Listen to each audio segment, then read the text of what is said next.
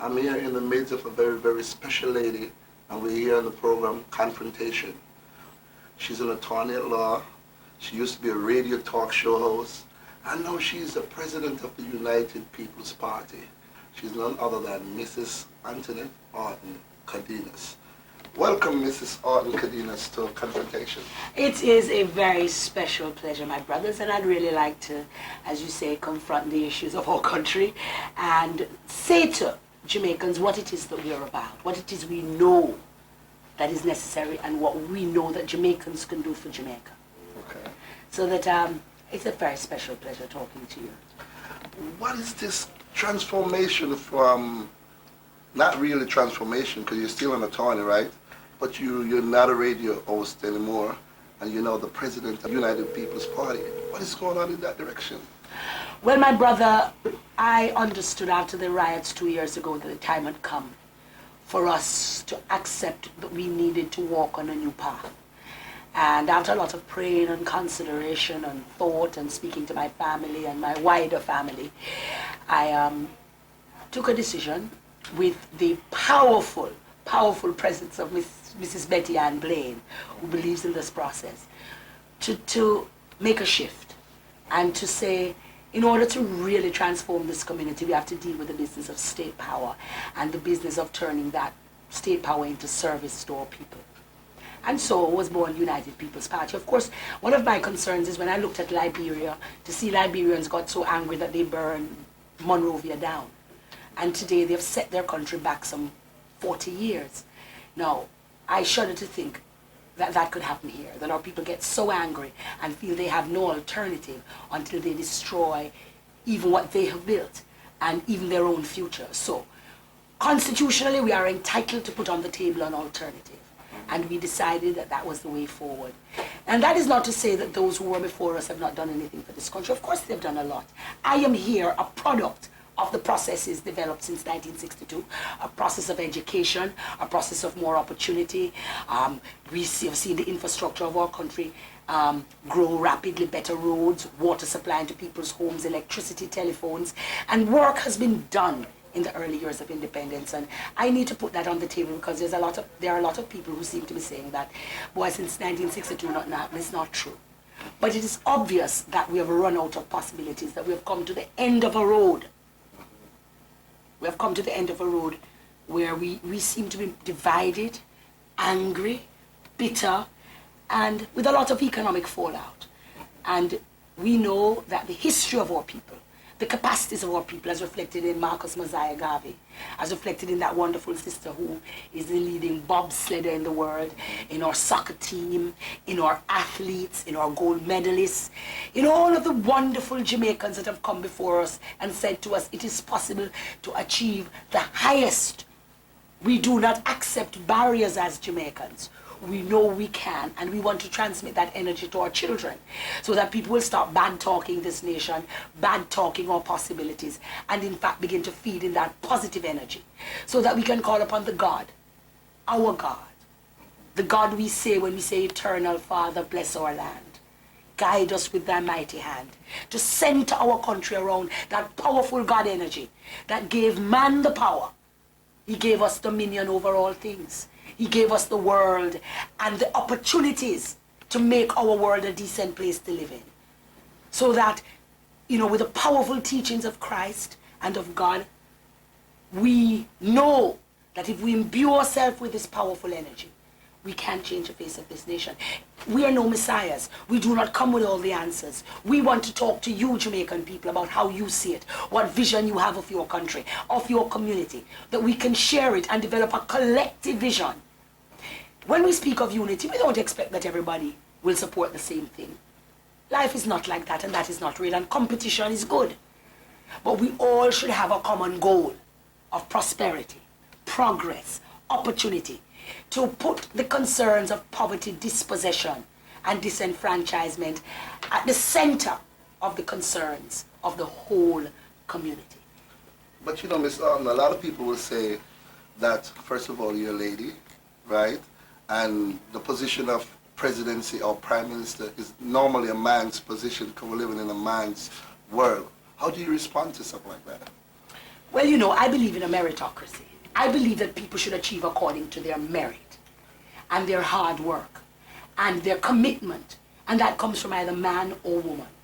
Remember, as women, we have sons.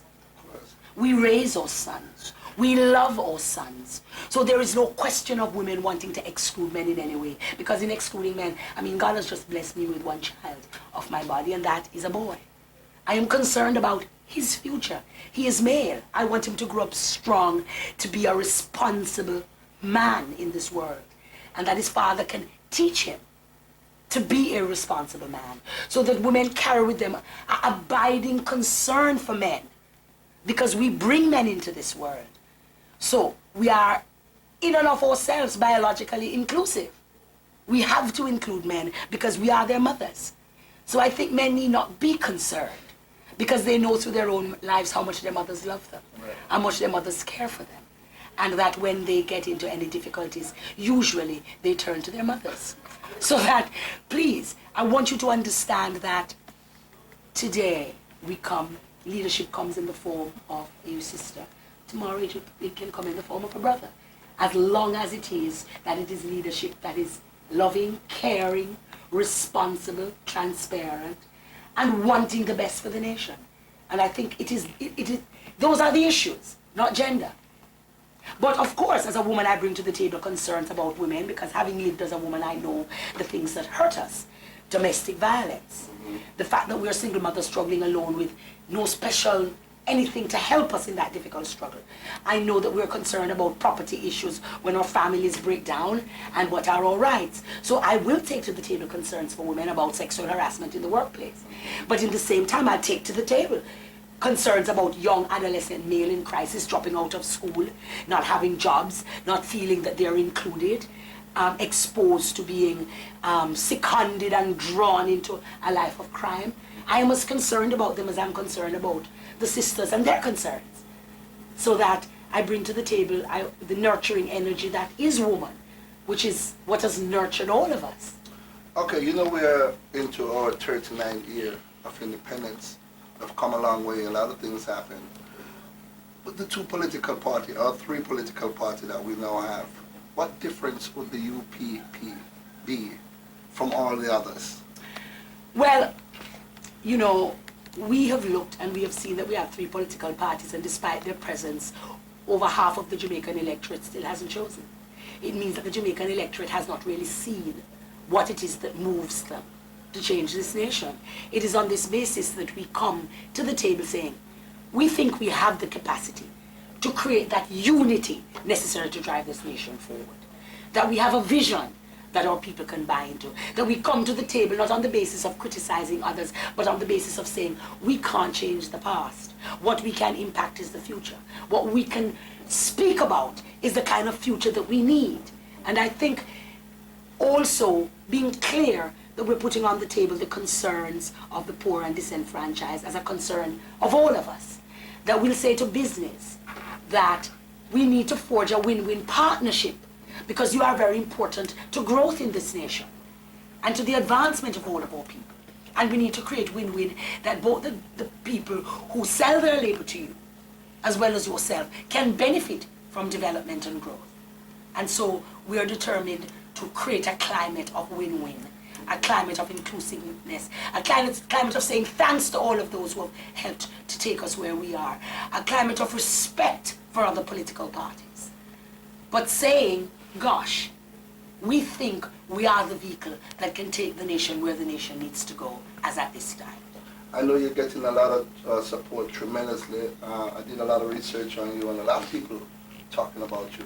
Because you know you have the energy, the charisma, the charm, the intelligence, and everything to deal with it. But Miss Haughton, in terms of music, I have a dream for the music business. You want me to share it with you? Yes, most definitely. Sumfest, what happened with the artists, etc., etc. All right. My take is that Jamaican people have created out of their bowels a beautiful and special music. But our governments have missed out on not creating an infrastructure for this music. You know, we create factories that foreign investors can come and But yet, we have never seen the importance of creating a bureaucracy. What we really need, first of all, is a proper music bureaucracy. That one, can register our copyright in all corners of earth. Two, that can assist to collect the royalties. That is, train accountants and attorneys in the special business of music, as well as paraprofessionals. And so that our artists can come to us and we can give them the strength to collect on their labor, to collectively benefit the nation, to develop a concert season. For example, I have a dream. A concert season tied up with the tourism, where people who are impresarios can actually bid to put on the concerts every year. These are standard concerts that different impresarios can use to make money every year and to pay a fee to this music organization to run this particular concert. And that is not to take away anything else anybody else is doing, you know. Understand me? This is to support what is there, to strengthen what is there. And I think that, for example, if we had a music bureaucracy that was prepared to brief attorneys abroad to sue when our artists were wronged and to sign a contingency with our artists, that when we win at the end of the day, we would take a percentage for the institution. Because this is a business too, we're going to run it as a business. But as a professional business with the support of the state system, to strengthen what is a powerful industry that can bring a lot of money to our country. Along with this, the music paraphernalia, you know, all of this stuff with the red, gold, and green, and all of the stuff that goes along with the music, to develop this industry, to put a stamp of Jamaica on it, and to make our people earn. Because guess what's good about the music business? The money goes right to the bottom of the community. It goes everybody benefits. That's the point. And that is why the music industry is so powerful, because the money it produces benefits a lot of people. And investment, any kind of investment that creates that kind of opportunity and that kind of spread of money can only be good for the development and empowerment of our people. So we want to put some muscle into this music industry, because we know, and as we speak, we are saying to you that we are a work in progress. Anybody in the business with more ideas as to how we can develop this process, we are willing and able to take it all on board.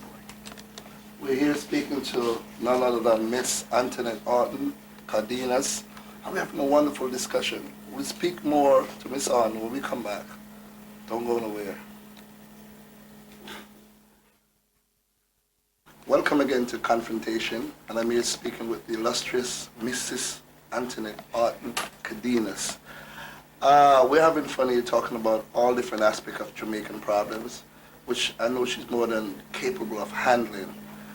She has reached not just people here in Jamaica, but people all over the world who believe that Mrs. Haughton can really make a difference.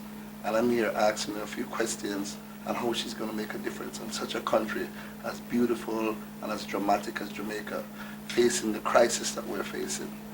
Miss Haughton, political violence, garrison communities, barriers, borders, what are your concerns? Well, we have developed a terrible political culture in some ways. But you know, I'm of the view that the vast majority of the people do not like this culture. What we want to do is to give them the capacity to stand up and say no. And that I am going to make a choice based on the way I feel about my country. And I believe that if rural Jamaica walks with a different energy about politics. And what we want to do is to bring the rural Jamaican energy into urban politics, where the man goes and votes and on his way from Bush, him say, who win? Right. You understand me? You're a countryman, you know. Right. Who win? You know, because it's important to him, but it's not about a fight. It's about free choice. And I know the feedback I've been getting is that people want to go there. People want to change their world. But they've got to see the vehicle to change their world. And I hope that they see us as the vehicle. I hope that they understand that we want to listen to them, not just to speak at them, but to listen to them. That they can guide us through what are difficult waters. But you know, anything man's mind can conceive, man can achieve. Because God gave us that power. And we just need to make our people know that we believe that they can. And share that powerful energy with them. And we also are going to say the power of the Almighty God will guide us, will strengthen us, and we ask people to call us about joining. Are you a Christian, Miss Haughton? I am an Anglican. I've always been an Anglican. I understand the power of God. And you know, one of the things I did before I decided to do this was that I read all of the Gospels, from Matthew to John. The life of Jesus was what I read. Taking me into this process before I launched, I was determined to complete Matthew, Mark, Luke, and John, which I have. And it was a fabulous enabling experience for me, because the hearts and the minds of men, the quality of our lives, the faith that Jesus brought to earth and showed man, the humility in leadership, the washing of the feet of his disciples. If Father, the Son of God, can wash the feet of his disciples, how much more us who would seek leadership need to truly serve our people in warm, good ways. We're servants. And that is what we're vying for. Who can serve the people? Will you be contesting in the next general election? You'll be ready for that, Ms. Haughton? Yes, I think we will be. We will be. We're preparing ourselves for that, because we think the time is now. The time for change is now, when we have to deal with it. I know you hails from the parish of St. Mary, which is my parish, Islington. And I also observe you have the picture of the Right Honorable Marcus Mosiah Garvey in the background. Did he act as an inspiration to your life while he was growing up, Mrs. Haughton? Oh yes, my father loved Garvey. My father saw him once as a little boy. He stopped to change his car tire in the middle of a district called Martin, where my father grew up.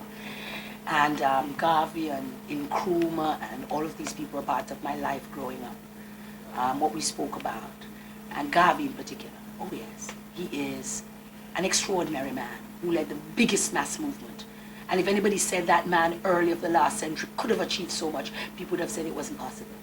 But Garvey knew, like I know, the greatness that God has put in all of us. And Garvey, he should be a powerful inspiration to all of us. And I commit to the teaching of Garvey's life and his teachings in our schools to all our children as a part of the curriculum. And not just in the final years, from the early years. Norman Washington Manley, Michael Manley, all of those people who had a vision of this country and tried to serve our people. We want their lives taught in our schools. And of course, the unsung heroes. What are the unsung heroes? The lady who raised 6 children on 1 income, educate them, send them go to school. She's a hero. And we need to remind our people that these people are heroes and that God's miracle happen in their lives every day. Think of what money they have and they feed everybody. It's like the miracle of the loaves and fishes. Every day it happens in our people's lives. And we must tell our people of the presence of God every day in their lives, through their struggles. And Garvey knew that, because he said what? One God. First thing, one aim, one destiny. And we love and honor Marcus, Moses, Mosiah, Garvey. We're speaking to Mrs. Antoinette Haughton Cardenas. You see how energetic she is. I know she'll make a good, great leader for the people of Jamaica. I personally believe that. In leaving, I'd like to ask Mrs. Haughton to expound a little bit on the future of Jamaica. Where will we be going in another 5, 10 years from now, based on your visions? Well, for agriculture, which is crucial, we've got to get rural Jamaica into the loop here. There's too much rural to urban drift here. I would like to see us consider going organic, become a complete organic producer of everything we grow here. Make a switch. Cut a deal, make a switch, to put some money in the pockets of our farmers. In fact, if you say to a tourist coming here, everything you eat in Jamaica is organic, that's a big incremental boost to the tourist industry. I see us developing a tourism that respects the Jamaican tourist who comes and spend the most here, every year. We don't even consider them tourists, but they are. They live abroad, they come here. We need to have a special welcome for that person. We want to get African Americans and build a strong unity between ourselves and the richest black people on earth that have a similar plantation experience. We want to develop cultural tourism, ecotourism. We want to bring tourism into the life of the deep rural villages that people can come and see their beauty, so that money can come to the deepest rural villages. We want to develop IT. And we want to congratulate the government for some of the work they have done on that, and we intend to continue that work, that more and more of our young people can have employment that puts decent money in their pockets and develop knowledge and the new technology.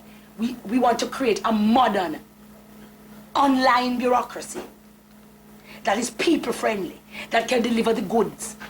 You know, no problems customs become easier, getting your license become easier, everything becomes easier because we have created a modern online bureaucracy. That's another vision that we have. We have a vision of education where no child will pay up to high school any tuition, where we'll ensure that every child is in school, where we will commit to paying our teachers better and producing better quality education, cutting class sizes and putting education at the top of the list. We want to see more technology in the fighting of crime. We want to see an independent investigative body to investigate the police. These are just some of the things that we see for the future in our country. And we hope that you will share with us your vision so that our vision can be deepened and broadened. But you want to know more, call the United People's Party, 1-888-VOTE-UPP, and they will give you all the information that you need. You can join us. You please enumerate. If you do not enumerate, others will decide who leads you, for you. And it's good to make your own choice. You wouldn't like somebody to choose your wife, would you? Why should you have somebody choose your government or your husband, So that we invite everybody to join. This is inclusive. This is about you. To everybody in the church, come and put your stamp on this process. It's not closed, it's open to everyone who cares and loves this nation and wants to carry this nation to where it can go. Yes. Is this a 24-hour hotline that you can call the number you just said? Call it up to about 9 o'clock. And as we go on, it will be for later hours too. And I'm sure we'll have a message on it. You can leave a message, but you can call us up to 9 o'clock, 9 o'clock. You can talk to us. I notice your phone has been ringing off the hook. I know you're a very, very, very busy person, Mrs. Haughton. We here at Confrontation want to thank you very, very much for inviting us into your time. And you want to say anything to the Jamaican people in parting? One last final word, because I know you never shut up, Miss Haughton. You keep talking, which is great. You want to say anything in parting? Just want to say that I love you. I love the people of this country. I was created out of the people, out of the blood and sweat and tears of the people of this country. I do love you, and I ask that you love yourselves, that you understand that you have the power, and that you make choices based on information, and that not all of us will not agree. That's not normal, but we must learn to love each other, even as we disagree with each other.